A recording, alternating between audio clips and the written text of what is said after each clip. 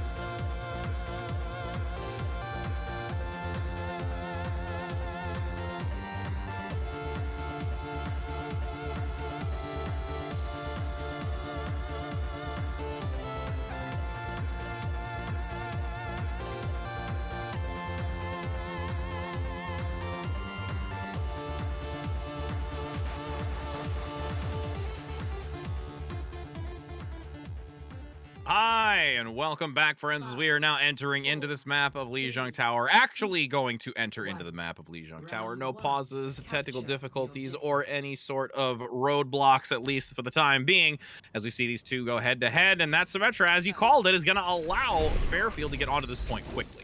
Looks like they were expecting Ryder come over the bridge. Instead, they're going to go through that white room, and one of the most interesting things you see as Green Aspect is going to find out Ranger, and this fight going to be wrapped up pretty quickly as Riggs, known for that hit scan on Ryder, is actually on the off-tank role, so swapping things up on the side of Ryder, and so far very early on, it's not working out for them, but it's only been one fight, so maybe they'll be able to turn it around after a few more. Yeah, you made that comment when we were on the break, since we got a little bit of a back-end information to know that DPS swapped to an alternative role, and I'm really curious to see how that's going to fend off here for, Ryder, with Fairfield at least taking this point early and getting some percent.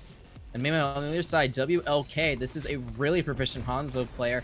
They were playing Hanzo when it wasn't exactly the best pick to be making a few weeks ago when this split started. Now, Hanzo definitely a lot more viable, especially when you're running a Zarya of your own. Try to combo it with Wrench's Graviton Surge. We got now already a high charge coming in from Riggs in the backside, as we said, swapping from that DPS role. But honestly, nobody from Ryder is managing to ride the Stallion onto that point quick enough to get any kind of advantage, and that's going to be a good 33% and continuing to climb. Fairfield feeling happy and comfortable. Right now, they just got onto that point, and they just have not let it go at all. That Sim TP coming out early, let them hold it, and Ryder, they've made some swaps. They swapped on to that Korean dive composition with Zarya Winston, and you saw Ranger just kind of jump in and immediately get focused down by the rest of Fairfield. And Fairfield, they use some ultimates on that defense, but they still have a good amount to use. As we see the photon barrier coming online, going to be used when the grab comes through. Beautiful timing to synergize well to block a lot of the incoming damage, especially with the high charge. But speaking of high charge and damage output, great aspect is coming out with a big win right now for the team. Those turrets, the teleporter, and just the amount of energy being forced out in tandem with Wrench is disgusting right now. And one thing that we want to point out is that Wrench is legit. That's something that our producer told us. You see it so far. The Zarya Church has been incredible. They've been able to use their bubbles at perfect times, and now that Grab Dragons is online. Ryder does have the sound barrier, but it might not be enough to save them.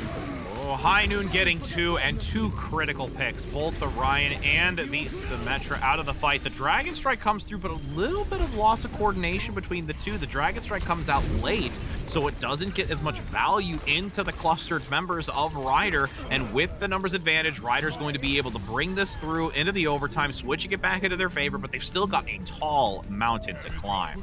There might have been a disconnect there between WLK and Wrench. Maybe Wrench is thinking, hey, this is still winnable. WLK's like, no, let's save it for later. The grab coming early, the Dragon's coming late. One way or another, Fairfield is going to lose that point now. Ryder in control. They still have that Coalescence online. They could use that as a very smart way to engage. A lot of healing, a lot of damage done with that Moira ult. Now, as you see, you've got Phoenix at least with the Riptire, and this is really important to make sure that these ultimates are staggered out for the ones that are coming online. Riggs getting very low, but this Roadhog with a take a breather and the flank coming around the back. Bolt support gone. Ryder's going to be able to take this very quickly. And Fairfield now, again, finding themselves needing to be very stable going into these future fights. So that Mask couldn't get that sound barrier online in time. The rest of the team didn't know where that tire was coming from. A great play by the Junkrat on the side of Ryder. Now they've been able to hold this point for a little bit. They've been able to build up 2 ultimates, almost 3 with Sophie trying to get that High Noon. They're gonna go again for the teleport onto the point. Oh, the Earth Shatter could come through, but with this whole hog going to make that Reinhardt go sky high is for sure not allowing any sort of follow through. Honestly, Ryder is playing this very well. They're prepared for that teleport. You saw the whole hog right under where they teleport out. Can't shatter if you don't touch the ground, and there, Adric making a good play to not try to hit Q during that.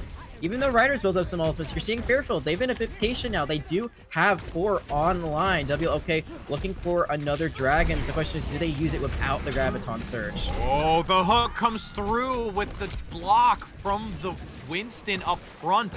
You did not see that follow through, and honestly, that's going to lead very favorable into Ryder's hands. Both support ultimates going to be forced out. The Dragon Strike comes in, though, from the back line of Fairfield to attempt to take down a few. Another pickup comes in by Riggs. You know, we talked about Riggs playing more so of this tank line, changing over from the DPS lineup, but there is still a lot of damage to be had by them, and also some very clutch hooks. And even right there is one more for the books as well. Just a bit of a yoink right there.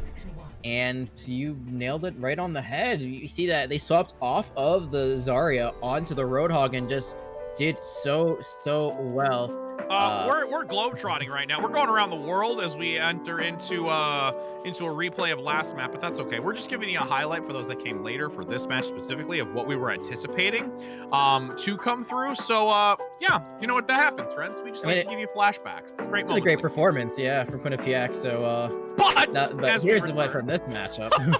As we return, Jag. This was a great play by Fairfield. They gave them such a great start on Lijiang Gardens, but now they're going to be moving on to a different point, and it is Control Center. So brawl on brawl for this one. See Ryder, they're going to be running a Genji this time around, and no Ana, so that's very interesting. No Nano Blade online for them. I'm putting a lot of pressure right now on this Genji play because I have seen so much of it just fall to the wayside, but If these dash resets and consistent shuriken damage come through, I'm going to be real happy looking to evade, but unfortunately when you've got Wrench with a beam, there is no way you're deflecting that charge of plasma. Yeah, even though there were some good dashes, Fairfield, they took that fight early and they won it early on, getting 2 early picks there from the get-go. Now, they're losing positional advantage a bit. Instead of trying to play the choke, they've been pushed back all the way to the point, and now, right, they're going to re-engage with a lot of steam. And that steam needs to be hot enough to enter onto this point to remove the opponent who has managed to get a decent amount of percent to start to this, has almost a takedown onto Ranger, does get the follow through, the coalescence in the back by Zodiac as well. Will manage to be able to keep this team alive, at least for the time being, but Soggy comes in with a double, follows through with a triple, a quad, a whole 6-stack. Oh my goodness! That just has to be one of the most unlucky plays ever. You're like, oh, the dragon's not going to kill me as I try to get out, and just going to be a bit of a quicker trip back to the spawn. And talk about how quickly Soggy built up that dragon, but Riggs built up that Graviton Surge like no other. Does not matter what role they are on, they are still dominating. And now you're going to see Nifty being commit that coalescence to help keep the tanks alive as they try to hold up this choke. That Dragon Strike was the quicker, cleaner upper for all of those at home wondering exactly what we want to call that, as there is still some dominance up front. Another takedown comes through with the Storm Arrow. Grab going to be forced down for Fairfield, attempting to get a combination of their own. Dragon Strike finds Zilch with a beautiful sound barrier placed on the back side from Ryan on the side of Riders and manages to hold strong. Riggs again gonna have this Graviton Surge that even though they don't have the Nano online to pocket their Genji, they could just try to combo it with the Blade right here. Keep everyone in one place, just slash and dash your way to victory. Drive gets to come through, the Blade should be comboed, but so, oh, Sagi's coming in, and you've even got that Genji play in here. It says, Shimada brother, I'm also included in this. You may have a bow, but I've at least got a dagger.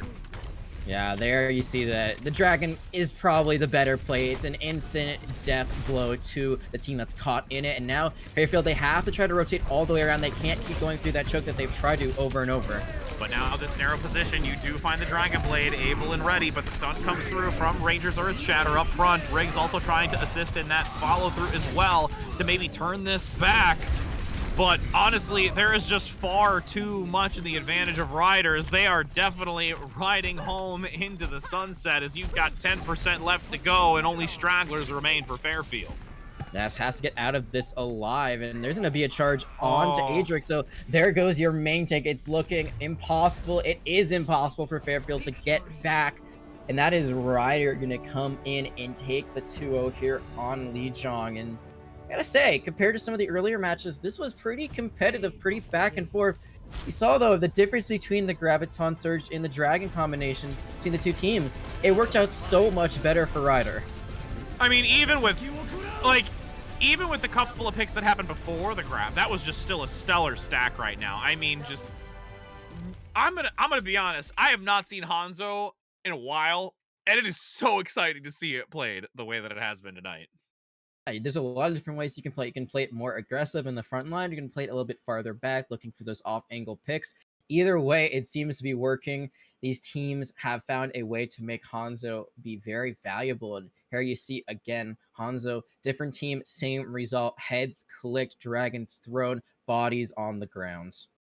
Bodies on the floor is right. And now as we go into this next one, we got to try and take a step back. Well, let's look at Fairfield. So Fairfield, they managed to find a couple of nice engagements, which led them into an early advantage. But they were always consistently caught out by the DPS, which again, we're seeing a very consistent trend here for these types of teams that are doing very well, as we saw earlier with Kanipiak.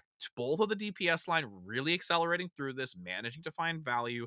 The biggest thing is how Fairfield is going to be able to compete against this. And what do you think we could see going into this next one that might be able to favor them pressing into this next one?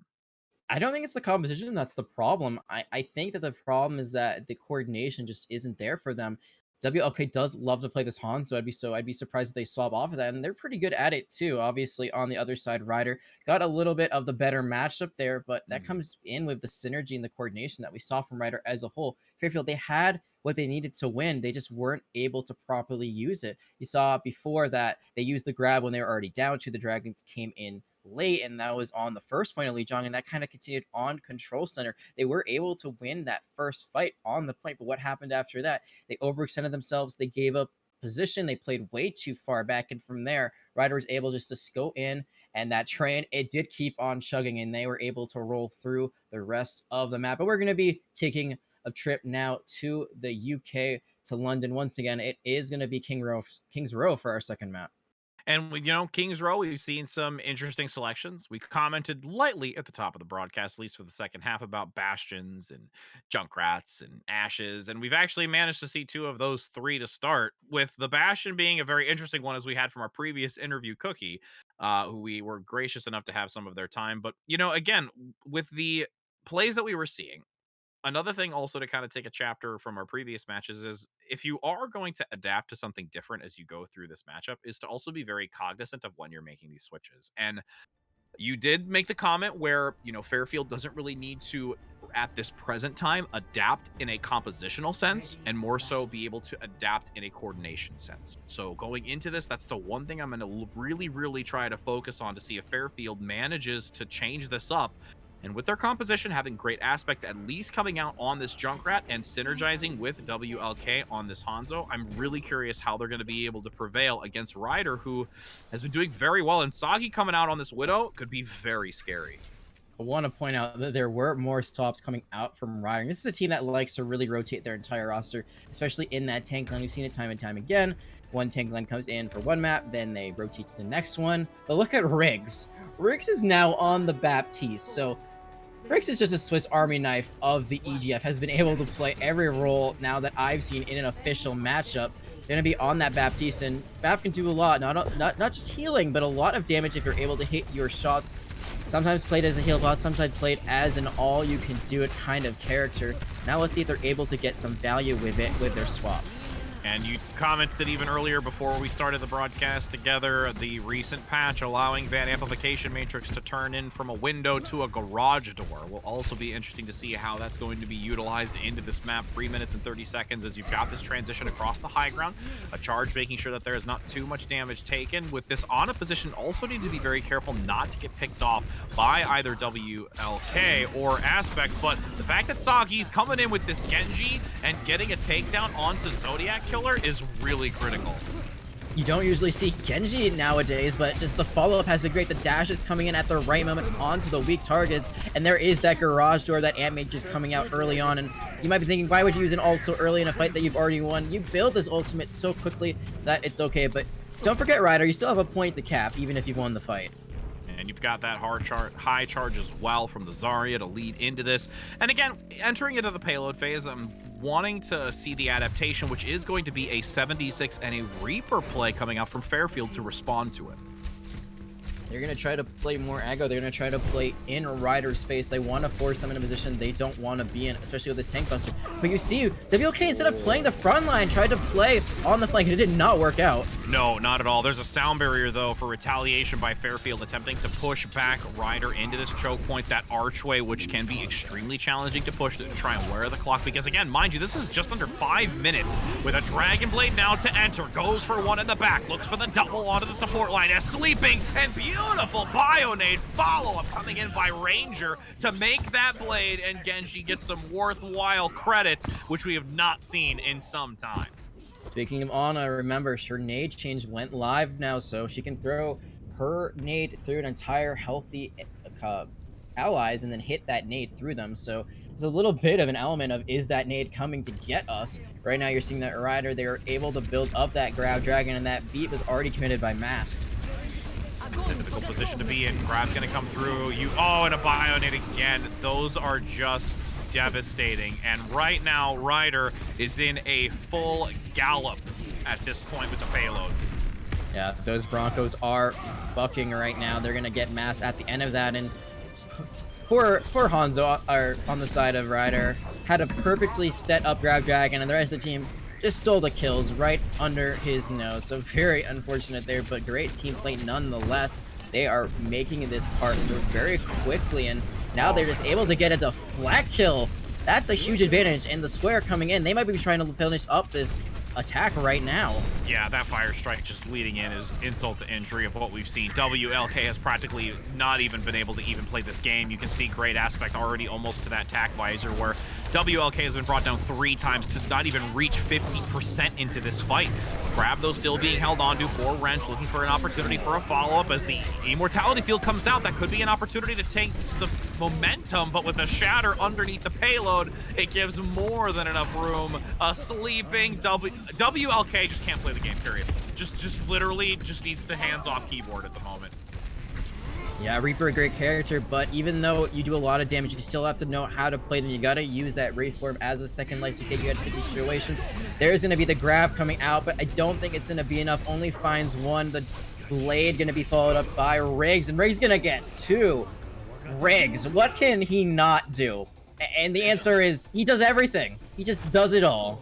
It's stellar play, as you said it. Swiss Army Knife, I would definitely agree, is a way to describe it, with just the proficiency and not only a versatile wheelhouse of characters within one role, but having many in all 3 to boot. So definitely an individual to keep an eye out on and just really focus on their growth as an individual, but also how they're really working in tandem with this team. Ryder is just being fueled by so many dynamics. And honestly, the support line, we don't get to give a lot of credit off that often, but the support line has been stellar for Ryder to have nothing but full momentum forward. Riggs reminds me a lot of Mirror in the Overwatch League. Just, plays literally Yeah. everything. Just the hero pool so deep. And back in the old days of Overwatch, you had players swap onto different roles, not only just for contests, but just to play really wacky comps. But those are the old days of Apex and the MLG series. Man, it's crazy to think how long it's been since then. Meanwhile, Fairfield, they have not had a good go of it. 4 minutes and 7 seconds on the clock for Ryder. They finished in more time they started with. And Fairfield, they are going to swap things up now. We saw them try to get off of that Hanzo. Did not work out now. So they're going to run the Symmetra Bastion composition. And I think you and I know exactly where this is going to end up. Yes, indeed. You commented earlier, like we said, where the Bastion on the defensive side was a little bit interesting, does have its place, but on the attacking side is where it will look to flourish. And you can see, though, a little bit of a adjustment here. Bastion's not going to take the teleporter onto the statue, but attempt to force out the Immortality Field, which does come down to keep WLK alive and play this opposing high ground balcony versus the statue. Yeah, I don't know why they tried to take this high ground. I know the Baptiste was there, but the statue is the best place to play it. And oh my goodness, Ranger, what are you doing to these poor souls? These nades have been nutty. I mean, it's almost as if we saw that in slow motion, just go airborne, and all of us, I think, just had a moment of nuh-uh. Really, you're nuh-uh. Just stop it. Like, Ranger literally fitting a role as a rider for this team to make sure that they are carrying with these bio-nades. That was from the top rope, and it landed. Now you're seeing again Fairfield. They had to swap things up. They're going to swap to a Soldier and a Sombra. They've already lost a minute off the clock, and Saki has that blade ready to go. Waiting and ready to unsheath the blade. You see that Valkyrie going to be forced out for Fairfield as you've all... Oh, 2 down. This is going to be a great hold once again. And you've got the res forced out as well to attempt to stick into this. Honestly, Ryder's just going to be in a healthy position of 6 ultimates and not even need to worry about it. You finally have the blade committed to just clean up the last couple, but I could have said, honestly, you didn't even need it. Yeah, you don't need it, but sometimes it's better to use those ults early on and rebuild them than hold on to them forever and not know when to. This lets you plan your next fights a little bit better. And you saw there that great aspects. They went for the hack onto the Hanzo, and sure, it gets rid of their jump, it gets rid of their storm arrows, but the primary fire is the most dangerous part of that kit, and you saw Phoenix hit that headshot lights out. Oh no, and the Immortality Field was thrown out for the assistance on the D.Va to get back in mech, but there is an instant follow-up with the Dragon Strike. That was a cooldown you wish you had back, Mask. Yeah, that's going to be that Immortality Field as well as their Amplification Matrix use. There were some players that fell on the side of Ryder, so right now Fairfield can regroup quick enough. They might be able to go in with a man or 2 advantage, but it looks like they had to wait for that late call from Adrix. Adrix falling last in that fight, so now it is going to be a 6v6. Moving through Hotel, you've got the Sombra looking for a critical hack in the backline, but just finding The short end of the stick there being out of range. You've got Riggs with that amplification matrix. Again, a wide window to utilize for space to play this corner. Earthshatter comes through, does block at least one, but there's still a couple in close proximity behind that do get overwhelmed. This is Fairfield's moment to really change this up, but you still have Soggy in the back cleaning up the support, and 76 are down, almost gets the triple onto the Sombra. The refocus onto the point with Riggs coming in with the pickup. 60 seconds to go, and Fairfield's feeling the heat. That was a great play with the body block coming out from Adric to help keep Gallantry away from the immortality field, but it wasn't enough. Still, the follow-up from Fairfield, they couldn't do enough. And Great Aspects has not been able to build an EMP up in the meantime. Only at 67%. They could really use that right now in combination with Wrench's Diva Bomb. You can see some press through the hotel potentially. Diva Bomb has to come out soon here after that shield and the barrier goes down from the Zarya. You've got a Blade once again. Soggy in the back looking for the dash reset. Comes through onto the Mercy. You've got the Ryan close in proximity, but the Shimada brother strips it away. The deflect not allowing any more damage to come out from WLK.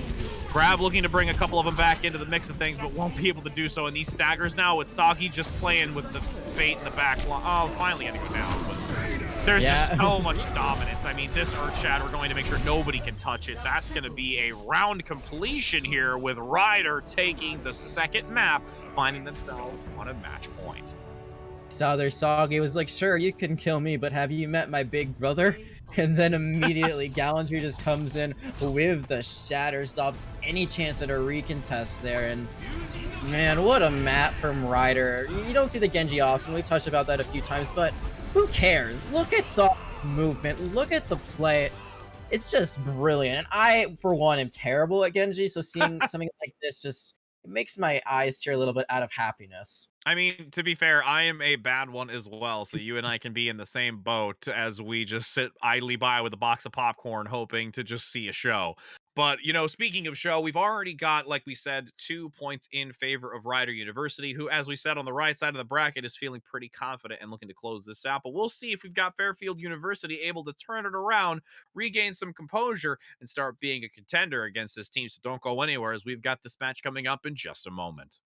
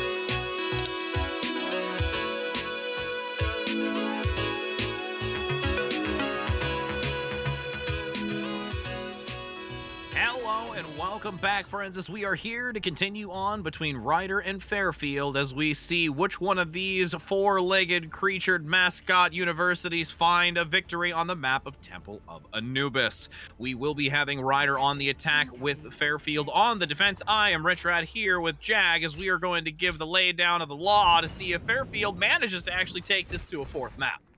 Absolutely, and they can do that via a win or a draw. It's 2 CP. I've seen it happen time and time again, but Ryder, they have had such a good showing that I'm not sure we're going to see a map for today. Fairfield, on the other hand, they definitely want to show a little bit more of what they've got. There have been some great plays, just the pieces of the puzzle haven't been completed yet, and now finally Riggs has returned to this hit scan role. So Riggs completing the full gauntlet of hero roles here in today's matchup. Map after map after map, dynamically changing the role, and we see a full spectrum as you've got this defensive side, though, with the Junkrat managing to at least get an early pick for Fairfield, and that's really what you need to see. A lot of funnel damage into these doorways. You've got the concussion mine to cause some displacement, but this Maywall is going to divide the team. Can it be conquered? With Ryder pressing forward, Soggy getting very low on the Reinhardt, does go down by Wrench. And, you know, honestly, I think this is, even though it's only just the first fight, the weakest I think I've seen Ryder go into an engagement. They lost their Baptiste very early on before they really able to full engage, and they lost another character right there. So right now, you're seeing Fairfield, they're finally able to put up a little bit of a fight right now. Meanwhile, though, there is one person on the point for Ryder. It's Riggs on the Tracer, who's immediately going to fall, and Fairfield, they're just cleaning up these fights over and over again. They're only getting 1 or 2 picks. That's all that they need. Yeah, I mean, it's a little bit more of a reckless play, to be honest, I feel, is the best way to describe it. Ryder just kind of coming in carefree. They've made some swaps, trying to adjust onto this. Riggs, I think, getting a little bit ahead of themselves, needing to be careful. We acknowledge that you're a stellar player, but can't allow yourself to be completely overrun. And I've seen this time and time again from teams that are up 2-0. They think the series is over. It's time to have some fun, mess around, play some things that you wouldn't normally play, but you don't ever want to give up anything for a moment. No, and the Riptide are now going to come up front, looking to try and get a pick. The Blizzard does solidify some presence on this point where you can see Riders start to take the advantage. The Valkyrie is actually a big ultimate to have going into this with that extra damage boost or healing necessary to swap between. The Bionade does come out, but since it is so late in the fight with already a couple Art taken down early, self-destruct easily going to be blocked either by the shield or the ice wall. This will be Ryder's first point to carry in with a decent time bank still. Yeah, they did lose 2 minutes, but still plenty of time to cap that second point fully. And you mentioned it earlier, that Valkyrie from Nifty Bean, it was massive. Not only did it keep the rest of the team alive once they lost their Baptiste Ryan, they also actually got a Battle Mercy kill there, so great play on the main support role. You can see Riggs in the back now. We'll look for a potential pulse bomb opportunity. Does get that trap out of the way, so we won't see that lockdown. Dragon Strike comes through, gets a double with a triple, but a triple pulse bomb in return. Riggs coming out to say, I can play too. With 4 minutes and 20 seconds, the numbers advantage for Ryder, cleaning up the last remaining members as the Diva gets DMA'd. 1 tick is going to for sure be taken here, but a regroup of as many as possible from Fairfield is necessary to hold on to this. There's going to be the charge, but Adric going to be found out with the bubble, so Sariku not going to take much damage. The Nano being committed, and they're stuck in the Junkrat trap. Looks like that Fairfield's going to be able to hold for just a little bit longer, unless the fight is turned around. And just as I say, I ate my words immediately. Yeah, that res comes through, securing the front line, allowing that secondary tank to get that necessary shielding to help influence the momentum back into the favor of Ryder, as Fairfield now takes a swap of sides. And it is do or die for this team to try and get into another round, mind you, where Ryder is feeling pretty comfortable with just under 4 minutes. They gained 7 seconds on King's Row. They lost 7 seconds here. So as all things are in the universe, even in the end. There's a great play there from Saga. Hit a pretty good shatter. And I was surprised Riggs holding onto that pulse bomb could have found a few on the ground, instead waited until more ultimates were used on the other side. Still was able to find a big play with that pulse bomb in the end. Found 3. Sariku just staying alive so long with an amazing amount of charge. And Zarya, so scary when she is high charged. I mean, just a lot of patience and game sense to go into that, being hesitant. That's, I think, one of the biggest things that I've noticed a lot more recently when it comes to collegiate Overwatch is that even though we see so much action, there's a lot of ultimate usage, sometimes overcommittance, but there are those few individuals where when you see that patience and virtue to make sure that they can get the maximum amount of value and wait for that subtle moment, it really does shine. And one thing we didn't even mention was that Sagi, who was on the Genji before, is on the Reinhardt, so there's just been a roller coaster of people on different roles here for Ryder. Still looking pretty dang good on the main tank, and now Riggs gonna give their own try at the Gengu, so we'll see how that Genji pick works out for them. Fairfield, they're running a Symmetra, and you and I, we just saw a play similar to this. They're gonna try to use that Sim Teleporter to either get all the way above and behind, or just cut through the point. Oh, but it doesn't matter. Riggs literally not even acknowledged on this Genji. This isn't like a Pharah where you take the ground game and you leave the bird in the sky. You need to acknowledge the Genji because he's gonna keep cleaning up. One thing you got to point out is Ryan committed the immortality field to keep Riggs alive. And speaking of the Pharah, her name has been called and now she will appear. Great aspects to swap onto that very deadly projectile hero in the sky. And there's no real direct counter from Ryder. They have that, and yes, he's hit scan, but his primary role is not to kill the Pharah. Can I get a winning lottery ticket? I mean, Asuka now shall receive, at least in game, hopefully in real life, but Riggs, on the other hand, in real life, is cleaning up and just basically left to their own devices on this Genji, having a field day to do what they wish. But with the Pharah, again, coming out into this, it does give some aerial positioning, allowing those rockets. You can just see this Riggs play, wants the bird, taking her almost out of the sky. The dash was not there to get enough damage. Aspects right now is actually being the MVP swap selection, though, for Fairfield to keep this at least going into a second point. You saw the biggest play was that they killed Ryan early on. Nifty Bean went for the res and wasn't able to get it. Now Riggs gonna try their own job at a blade and is gonna fight one before being just kind of cast aside. I have a strong feeling Riggs is going to be forcing a swap right now and just did that for the glory days because they for sure want to pick this match up as a win. And you can see it going actually onto the McCree. And I like that selection because of the crowd control, because this momentum is fierce by Fairfield. The snowball effect could be really seeing that they're committing the sound barrier on the side of Fairfield. They want to fin this fight right here, right now, but every time they lose someone or trade someone out, it's going to be in the favor of Ryder because their spawn is so much closer. Wrench actually did go down below, so that gives an opportunity to try and take advantage of this discombobulated positioning from the attacking side of Fairfield. Looks for the recovery, falls back, rocket barrage available, and especially with Riggs taking out that support line, there's no ability for Fairfield to keep in this. And right now, if you're Fairfield, you gotta go for this barrage early and just, you know, use it, and then if it doesn't work out, it's fine. Pharah is not great here on the second point. That ceiling is so low for her. Every time she tries to go up, she's gonna hit it. So it's better to try to go aggro, try to get your best attempt at it early on, and not let this happen where you get run into of a May Blizzard. Oh, there was a lot of committance to that Pharah play to almost get her locked down inside of that Blizzard, but Riggs gonna come rotate around, manages to get a follow-up pickup once again, keeping eyes onto Masks, which has not had a lovely time facing off against Riggs. Yeah, absolutely not. And Riggs now on the McCree. A much better counter to the Pharah, even though Riggs honestly was doing pretty well with the Genji just running up into the sky with those dashes. Now Riggs, after being on that hero for only a little bit of time, finds a way onto that high ground with the high noon. And they might be trying to play a bit passive to go for a flank, maybe to stay on that high ground and try to get a big pick. And doesn't even need the high noon, but gonna use it anyway. Yep. Oh, with the Earth Shatter to boot. There's, you know what? All right, that's fine. We get it. Because honestly, Ryder right now can play the slow, methodical game and force Fairfield to walk into their domain because of how well Ryder is playing this composition. And they just keep getting rid of great aspects. The res had to be used there, and still they're going to fall once again. So this barrage, they've been banking on it for so long and haven't been able to find it. You said, I didn't know you could do that with McCree, that jump. So some cool new tech I learned about today. Meanwhile, Fairfield, their cool tech is that they have 5 ultimates online. Still have not been able to win these fights despite having a better ult bank for most of the second point.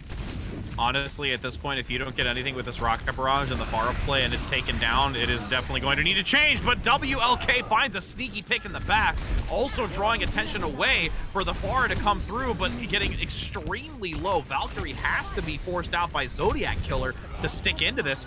Rez, though, comes through by Ryder to get the Zarya back online for some shield coverage to allow a potential recontest. The grab going to lock down Riggs, which is huge, but the Immortality Field comes out. It will not last for long. 2 ticks already. Looking for the third. Ryder attempts to recontest, but that WLK Reaper Death Blossom opened up the floodgates to allow Fairfield to take this and at least have 2 minutes on the time bank. Is this the same WLK that we saw on King's Row? So it looks like the Reaper is much more efficient there. Right? Very, very well coordinated to find that advantage. And honestly, I think this is also a little bit of Ryder underestimating their opponent on this map after how the first 2 went, which they need to not allow themselves to get into that type of mentality. Exactly. I was just saying this earlier on the first point as they were losing it. You can't take it serious or not seriously. You got to take it seriously. There's a saying in football, any given Sunday, where it doesn't matter what a team's, win losses, it doesn't matter how good they are or whatever the analysts say. It just depends on how they show up that day and if they show up to get put on a fight. Right now, you're seeing that Fairfield, they are fighting back. They do get that full cap on Anubis, something that we haven't seen yet from the losing side today. So they are showing signs of life, and that's always great to see. Maybe this is the start of the turn of the series. You never know. You can't count them out until it's over, and they are not out of it yet. And again, with 2 minutes remaining, Fairfield will be on the attacking first because the time bank was just under that 4-minute marker for Ryder. And I can honestly say that with the composition, you've got Riggs on this Torbjorn. Ranger going to stick with the McCree. Riggs just looking to have a fun time. I mean, it's Thursday night, right? Almost the weekend. Just want to enjoy yourself. The Torbjorn pick, I think, is better than the Genji, especially if you put the Torb turret in a good spot. You can put in a lot of little nooks and crannies on this map. Meanwhile, Fairfield, they have that brawl comp. They're just going to try to run under this choke point with the Lucio speed. There is a stun that comes out from the creep, but they are still moving along. Yeah, it just surpasses the edge of that shield, which was critical to allow some of the momentum to be slowed, but still going in favor of Fairfield on this and you've got a little bit of an attention drawn to that turret on the high ground, but there's still no follow. The res comes through onto Saki, but it's still reduced numbers. Riggs can't find a rivet to hit its target for the life of them right now, despite the value that we thought Torbjorn could bring to this composition. And Fairfield's gonna take it. Riggs known more as a hit scan player, and we've seen, sometimes it doesn't matter if you're more hit scan or projectile. In this case, maybe don't play the projectile here because we're seeing the shots were not found, and now the Mercy gonna get that quick spawn as well as Riggs. If they'd be able to stagger that out a little bit longer, get those late kills after the cap, that would have given them a great advantage going into this next point, but still, nonetheless, they get a first cap very quickly. 1:20 on the clock, so even if they lose this first fight, they will have another chance to get the second point. This momentum is the biggest part where riders need to be very careful. Again, still going to stick onto this Torbjorn because of the Molten Core. I do understand how much value that can bring to remove anyone on the point. You've got at least a zoning opportunity. Does get WLK, which is critical. The Death Blossom is not there. Molten Core actually gained and thrown onto the point to try and sever the team up front, but it doesn't matter. The tank line is there to continue just eliminating player after player on Fairfield. And just with this amount of time remaining, 42 seconds. I did not anticipate Fairfield coming out strong on this map of Temple of Anubis. The stragglers are there from Ryder, but this is still going to be a completion, I feel, for the second point. They get the Baptiste. They do lose their Lucio, so they only have one healer. It is that Mercy. I don't think she has res online yet. And you see the Tracer killing so much time, but that Graviton Surge might have zoned the rest of the enemies off the point. If they can follow this up, they will be able to get the full cap. Riggs going to go down. That should be the last couple of members. Again, still trying to stagger it out. Ultimately, Fairfield going to come in with this cleanup, has the Earth Shatter just in case, also to solidify it. The Lucio being brought down will prevent that movement speed on the inner tome, as that is the team kill here. Shatter just to show off as round 3 completes with just 2.8 seconds. A little something. It may not be a lot, but something. That's really important because if Ryder also caps up under a minute, they both will get extra rounds.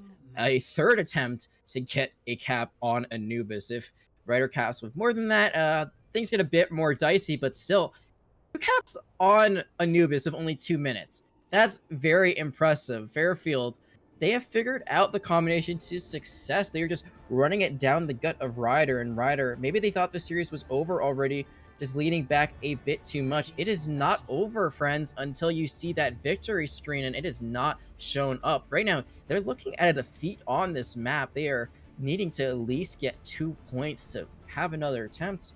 They do have more time, though. They do have a minute 30 extra, so they don't have to be as quick. Can be a bit more patient with it, but for the first time, they are staring down a loaded gun in terms of defeats.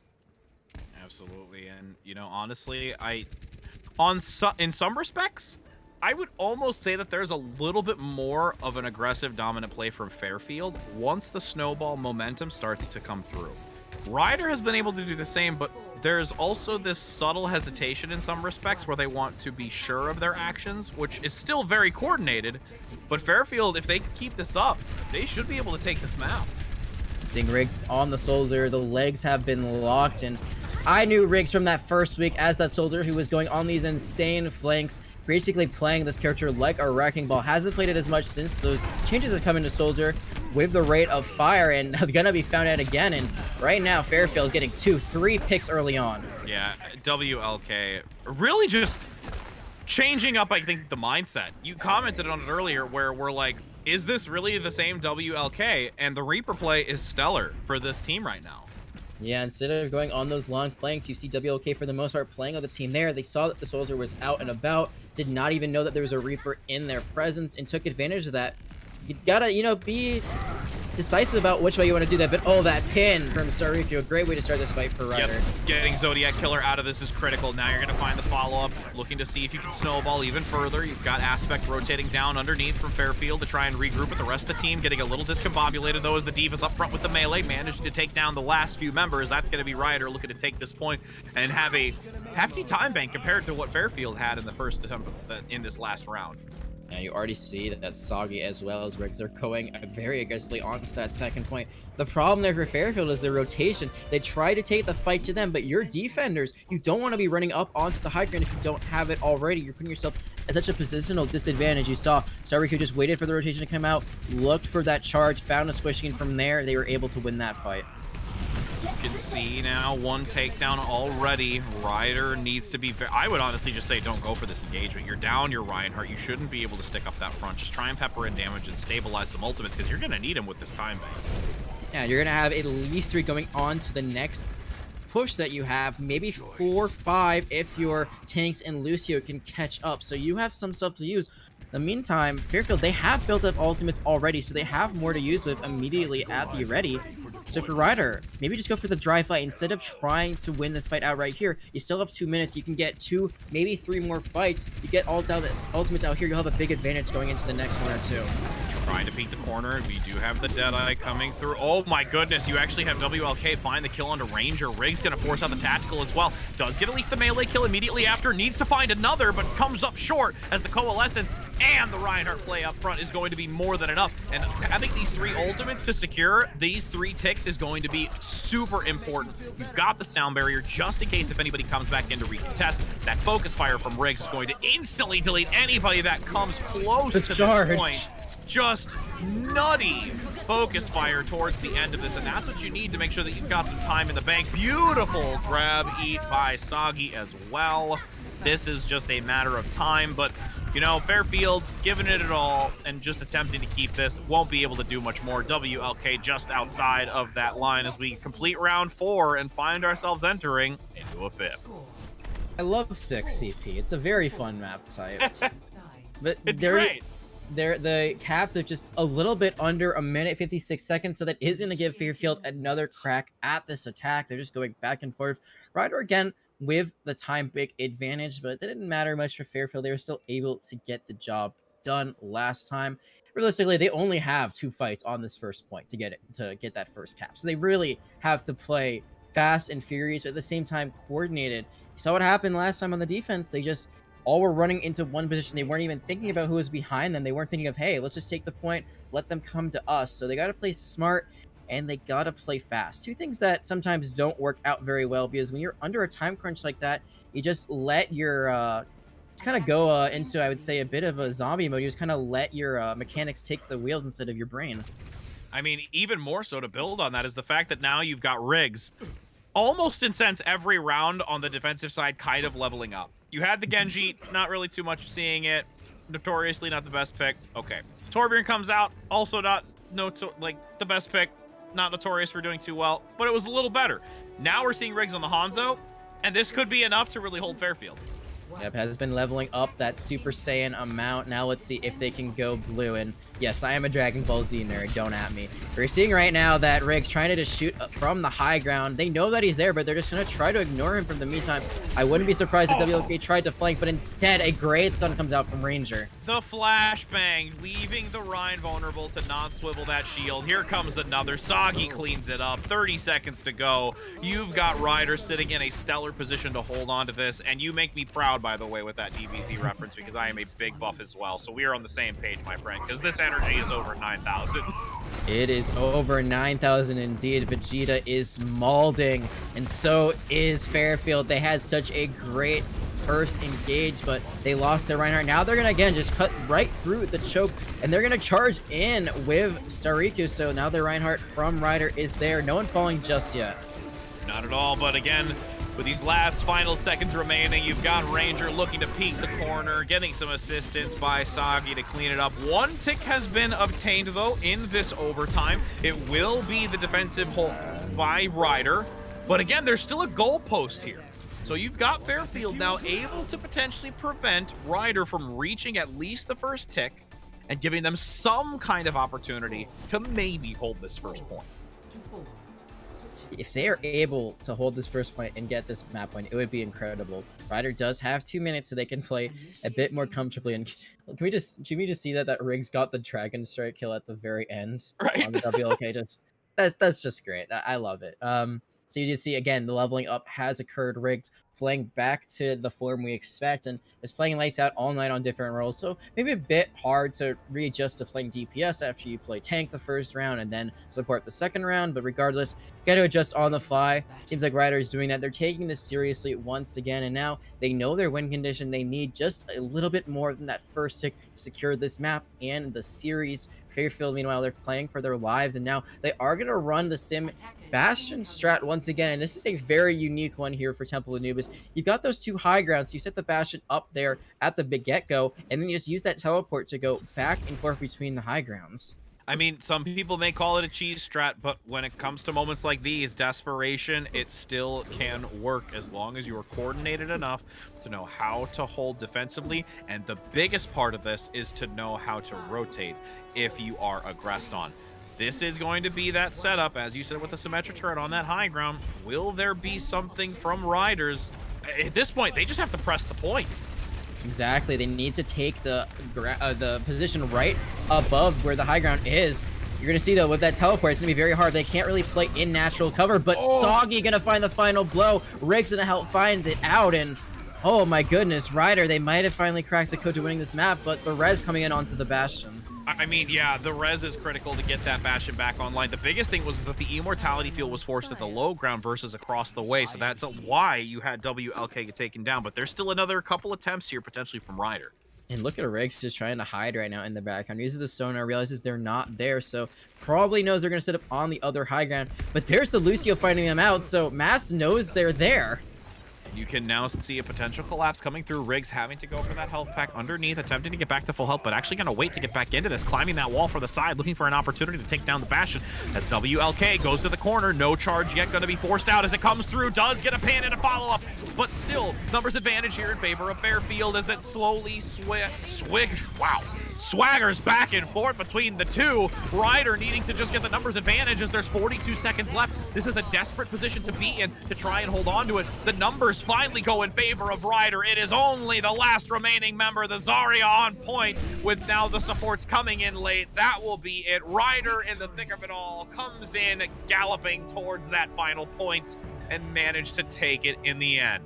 The script writers would not be denied tonight. All of the teams on the right side of the schedule, they're going to walk away with 3-0 wins, but Fairfield looked very impressive here in defeat on this point. They put up one hell of a fight. They would not be denied overtime again and again, and You love to see it. Even when they're down, they are still fighting their hearts out, and kudos to you, Fairfield. You might have not walked away with a W, but you walked away with a lot of respect from me.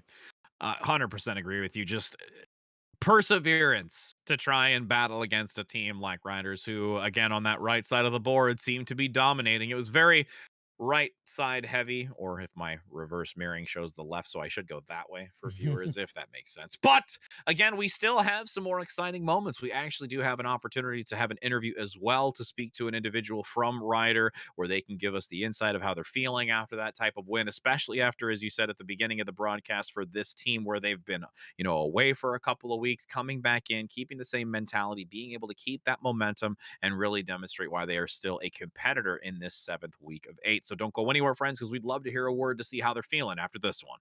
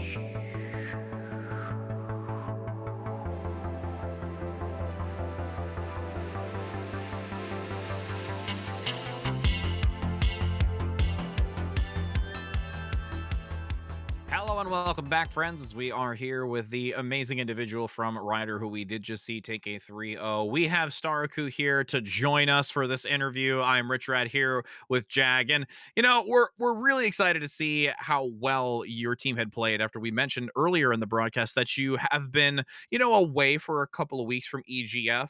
What have you done to, keep up in your competitive nature over the course of those couple of weeks before coming back here on EGF, my friend? Personally, I've been going through a lot of comp. It's something I've never really done before, but Mhm. now I'm trying to get into it since here I am. We did do a couple of practices together. I think majority of the time we were like doing off our own thing, but we tried to at least get together once, twice a week.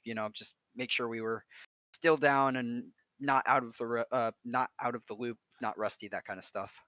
Absolutely. So now you made the comment about, doing a little bit more of competitive on your own. So do you typically not play competitive and really only focus on compositional? Like, do you try and test the waters a little bit at all? I just want to have fun. I just play when I want to play. So are you more of a quick play gamer? I'm just curious Yeah, because I play much quick. more of a Okay. quick play gamer. Yes, I would give you a high five if I was right next to you because I play so much quick play. It's absolutely absurd. Um, so I just had to ask that. But now, Jag's got a couple of questions though in regards to some of the, players that we recently saw along with the maps that were played. Mhm. Yeah, absolutely. Thanks for that great handoff, Rich. And I gotta agree. Quick plays where it's at right now. I am not a fan of ladder. I also play on a collegiate team, so it's great to see that even if you guys are not scrimming as much, at least you're still keeping yourself, ready. And you did great today, so congratulations on the win. I gotta ask about Riggs. Riggs is a player that I pointed out in the first week of EGF on that soldier role. They really ran away with it, literally, because they were running all over the map. Today, though, we saw them on so many different every role basically. So I gotta ask, is this something that you guys had planned ahead of time? And if so, why? Ranger came to us, I think it was earlier today, and he was like, "Guys, I have a crazy idea. You're all gonna love it. We're gonna go for it." And we were all kind of like, "Okay, what's this idea?" So we were practicing earlier, and then we took like a little bit of a break to go get food and stuff, and then we came back, and he's like, "Okay, here's my idea. Riggs and I are going to be on every role at some point in this game, but we're going to be on it together." And we were all just like, "Okay, this is happening now." And it seems to have worked out at least a bit.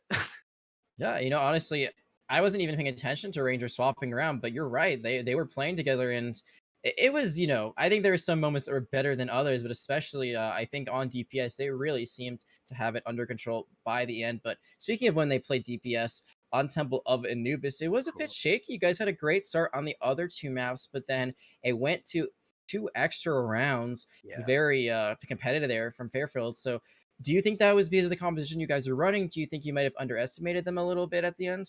I mean, it's fair to say that you underestimate a team if you've never played against them. So sure we've watched their videos, but like it's not the same as actually playing against the team. Um, Hmm. there were a couple of moments that any of us could have screwed up a little bit. There was one moment where one of the tanks fell into the mid hall and then died immediately, and then we all just kind of fell. Um, Otherwise, it was just it just happened. Just, It just happens. it just Well, happens. it's okay in the end because even though you guys, you went to those extra rounds, you still won at the end of the day. So you can still pat yourselves on the back.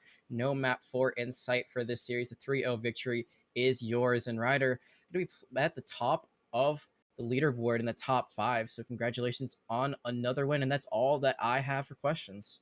Feels good. And again, it's been an absolute pleasure. Thank you so very much again for your time, my friend. Just Of taking a course. few words with us. I know you and your fellow players are probably looking to celebrate a little bit after that and just have some good time. Or for you, you might just want to return to quick play. So there's nothing wrong with that. So and we We'll do see what hope you have happens. I know, right? And we do hope you have a wonderful rest of your night. So take care, my friend. And we look to see you continue you guys to play on, over the course of the next couple of weeks. So thank you so much for your time. Sounds good. Have a good one, you guys. Awesome.